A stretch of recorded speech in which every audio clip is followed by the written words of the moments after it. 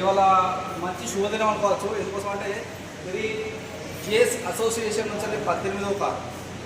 GS association నుంచి 18వ card.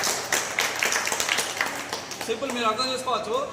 GS association start అయ్యి కార్లు ఎప్పుడు స్టార్ట్ అయ్యి అంటే 1.5 year కింద Srinivas sir first Kia car ఇస్తున్నారు.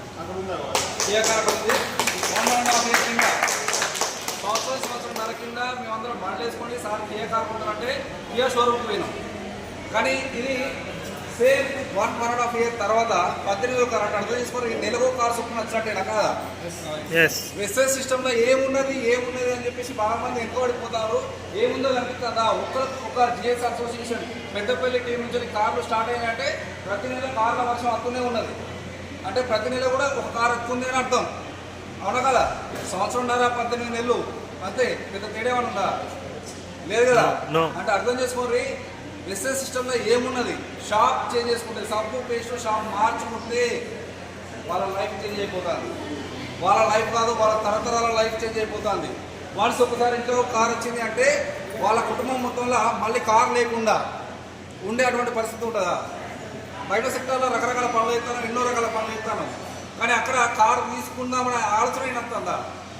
ఇక్కడ చూడండి, వీళ్ళు ఈ సిస్టంలో వచ్చింది కూడా రమేష్ అన్న 1.5 year కింద వచ్చిండు, కానీ 1.5 year తర్వాత కారు తీసుకున్నాడు. అంటే ఇక్కడ అవకాశం ఉన్నది. నెట్వర్క్ మార్కెటింగ్ వెస్టర్న్ సిస్టంలో అవకాశం ఉన్నది. ఈ అవకాశం అందరికీ ఉన్నది. ఓన్లీ మాకు ఇక్కడ సూట్లు తీసుకున్న వాళ్ళకు, ఐటమ్స్ తీసుకున్న వాళ్ళకి మాత్రమే కాదు, ప్రతి ఒక్కరికి కూడా ఉన్నది. కానీ ఆలోచన చేసేంత దమ్ము లేదు. అలాగే మా ఎండి చెప్తా అంటాడు, సోచనకి హిమ్మత్తో కరో. నీకు ఆలోచించేంత దమ్ముంటే నీ జీవితం మారేటువంటి అవకాశం ఉన్నది. ఇక్కడ మీ దగ్గర దమ్మున్నదా? దమ్ముంటే అవకాశం ఖతర్నాక్ ఉన్నది. ఇక్కడ ప్రతి ఒక్కరు కూడా కార్లనే వస్తాను. ఇప్పుడు షోరూమ్లకు రావాలంటే ప్రతి ఒక్కరు కార్లు వస్తాను, ఎవరో సొంత కార్ల వాళ్ళు వస్తాను.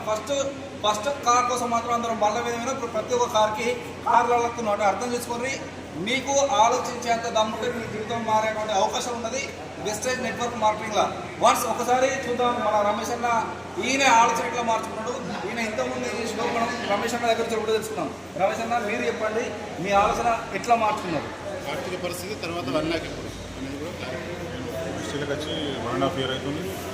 ఎప్పుడైతే ఆరోగ్యానికి సంబంధించిన హెల్త్ సప్లిమెంట్ వాడుతున్నానో, నాకు రిజల్ట్ అయితే ఎప్పుడు వచ్చిందో దీన్ని తీసుకోవాలని చేయాలని గట్టి నిర్ణయం చేసుకున్నా. అప్పుడు నేను 1 NP కూడా లేకుండే నేను ఇలా వచ్చినప్పుడు బండి పెట్రోల్ కూడా ఇబ్బంది ఉండే.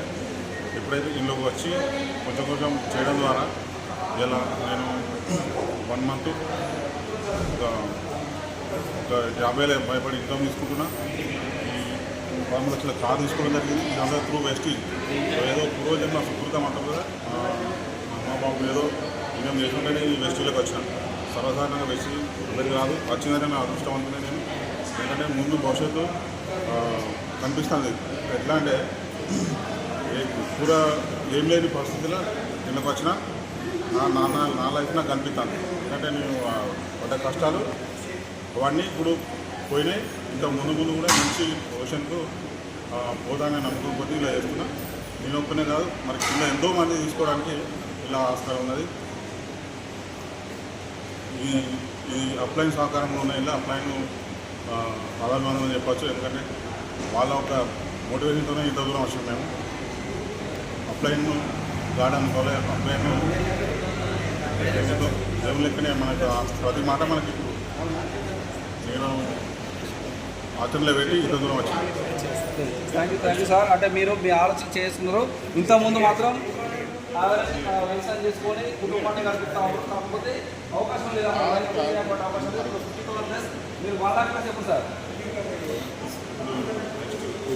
2 monthsలో అంటే కార్ వచ్చిన తర్వాత ఆటోమేటిక్గా కారే పనిచేస్తుంది. మనం పనిచేసిన అవసరం లేదు. కార్ వచ్చిన తర్వాత కారే పనిచేస్తే ఆల్రెడీ మా జీవితాలలో కనిపిస్తానే మళ్ళీ తిరిగి ఉండాలనే ఎండ వాన చలిలో తడిసి ఎండి కట్టెల లెక్క అయిపోయిన వాళ్ళనే. కాకపోతే ఇప్పుడు మాత్రం లైఫ్ని ఎంజాయ్ చేస్తాను. ఓకేనా మేడం? మీ వాయిస్. Good morning leaders. నాకు ఇంట్లో ఉంటే నాకు రెస్పెక్ట్ అనేది లేదు. బయటకు వచ్చినాకనే రెస్పెక్ట్ అనేది తెలిసింది. ఇంట్లో ఉంటే వంట చేసుకుంటూనే పిల్లలు చూసుకుంటూనే ఉండేది. బయటకు వచ్చినాక వెస్టీజ్లో మేడం అంటే ఒక రెస్పెక్ట్ వచ్చింది. బయట గ్రామ పంచాయతీలో సర్పంచ్ వాళ్ళకే ఉంటుంది అని మనం బయట ఇంట్లోనైతే ఉండదు. మాకు వెస్టేజ్లో అయితే మేడం అని సారు అని రెస్పెక్ట్ దొరికింది. మాకు మంచిగా హ్యాపీ. చెప్తారు మనని మేడం అని, అది నాకు మంచిగా నచ్చింది. ఫస్ట్ హెల్త్ అనేది నాకు స్టోన్స్ నాకు పడిపోయినాయి, అందుకోసమే నాకు నమ్మి మా సార్ తోటి వెళ్ళడం జరుగుతుంది ఫీల్డ్కు. సరే థ్యాంక్ యూ మేడం. చూసారు కదా, రెస్పెక్ట్ ఎక్కడ ఉంది ఆడవాళ్ళకి.